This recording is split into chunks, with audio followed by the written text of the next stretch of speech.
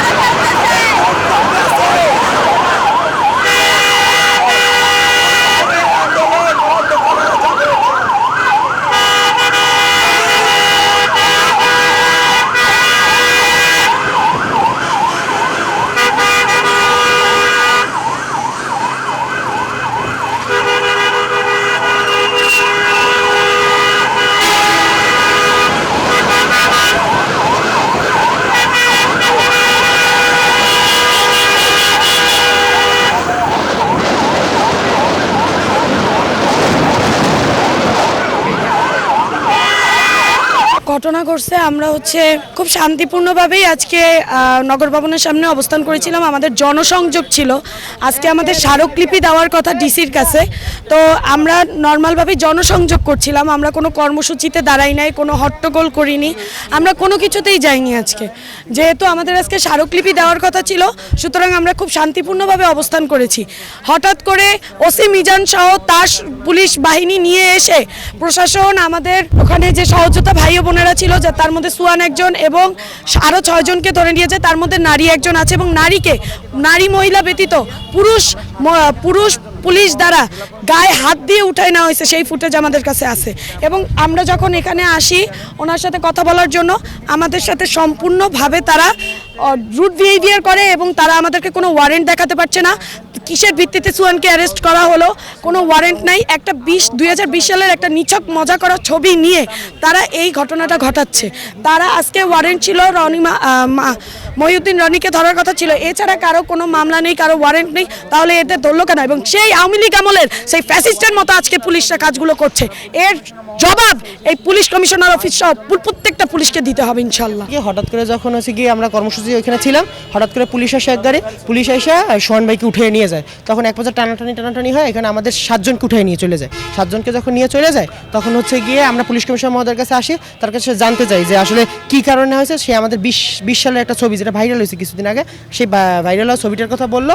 আসলে সেইটা 20 সালের ছবি। এখন আমরা কিন্তু তার আগের 5টা যে ছাত্রলীগটা দেখতেছি, আমরা কিন্তু তাদের জুলাই অভ্যুত্থানে তার অবদানটা কিন্তু আমরা ভুলতে পারি না। তার একটা বিশাল বড় অবদান ছিল জুলাই অভ্যুত্থানে, যাই সেইটা এখন ভুলে যাইয়া এখন মহোদয় বলতেছে যে আমাদের যে মামলা করা হয়েছে সেটা আগের মামলা নাকি গ্রেফতার দেখা হয়েছে, কিন্তু যারা যখন অ্যারেস্ট করে নিয়েছে তখন কোনো প্রকার গ্রেফতারি পরোয়ানা বা কিছু দেখাইতে পারে নাই। মেডিকেলের একজন ডাক্তার ওনাকে ধরেন ধাক্কা দিল বা অপমানিত করলো, মারধরি করলো ধরেন। তো এই বিষয়ে তখন তো আর আমার পক্ষে অসম্ভব যে আমি তার মামলা না নিয়ে পারিনি, তখন আমাকে মামলা নিতে হয়েছে।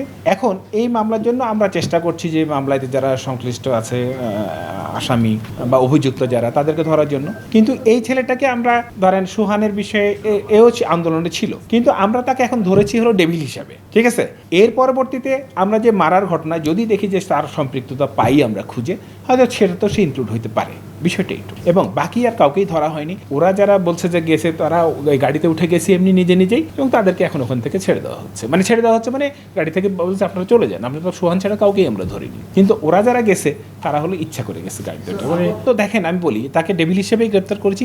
এখন যদি আন্দোলনের মধ্যে যদি দেখি যে এই ডাক্তার মারার যে ঘটনাটাই যদি আমি দেখি তার সম্পৃক্ততা আছে, তখন আমি আসলে তাকে এটার মধ্যে ইনক্লুড করবো। এখন আমি বলতে পারবো না এটা। সেই মামলায় এখন পর্যন্ত আসামি ধরেন আপনার যে আসামি তো আসলে মেইনলি দেওয়া হয়েছে হলো একজন ছিল মেইন আসামি, আর বাকিগুলো ধরেন কি বলবো অজ্ঞাতনামা। এখন আমি এই জন্য তো বলছি যে অজ্ঞাতনামা হিসেবে এখন আমি বলতে পারি যে না এই বিষয়ে আমি এখন এখন যদি তার পরবর্তীতে আমি যদি দেখি যাচাই বাছাই করে যদি সংশ্লিষ্টতা পাই এইটাতে, তখন তাকে আমরা এই মামলাতে গ্রেপ্তার দেখাবো। ওই যে তাকে ডেভিল হিসেবে, ডেভিল হান্টের অংশ হিসেবে, আমাদের ডেভিল হিসেবে আমরা তাকে ধরেছি, ঠিক আছে। এর পরবর্তীতে যদি আমরা এখন যে আমরা তো বলেছি যে এই আন্দোলনে যে মামলাটা হয়েছে ডাক্তারদের মারার বিষয়ে, সেটা তো আসলে একজনই আসামি, রনি, ঠিক আছে। রনি তো তাকে ধরার জন্য চেষ্টা করছে ডেফিনেটলি, এবং কালকে আমরা ধাওয়া দিয়েছিলাম তাকে, সে তাড়াতাড়ি মোটরসাইকেল নিয়ে সে ইউনিভার্সিটির মধ্যে ঢুকে গেছে। তো ইউনিভার্সিটির মধ্যে আমরা যেতে পারি না, ঠিক আছে। তো ওইটাই একজন এজার নামে আসামি ধরেন একজন, আর বাকি অজ্ঞাতনামা। এখন এই সুহানও যদি দেখি যে আমরা এখন সংশ্লিষ্টতার পাই যে এই আন্দোলনের বিষয়ে সেও ওইখানে মারার সময় তার ঘটনায় ছিল ওইখানে, ঠিক আছে, সেটা যদি যাচাই বাছাই করে সে হয়তো অন্তর্ভুক্ত হয়ে যাবে। এইটা আমি আপনাকেই কিন্তু আগে ক্ল্যারিফাই করেছি, মামলা তারাও দিতে গিয়েছিল, আগে ডাক্তাররাও দেখতে দিয়ে গেছিল, কিন্তু আমি দুইটা কারোটাই নেইনি, ঠিক আছে। এই ঘটনার আগে যখন হলো তখন মামলা কিন্তু দুই পক্ষই আমাকে এজাহার দিয়ে আসছে, কিন্তু আমি কারোটাই নেইনি, ঠিক আছে। পরবর্তীতে যখন ডাক্তার সাহেব যখন মার খেলো তখন আমি এজাহারটা নিয়েছি। আমার কথা ক্লিয়ার?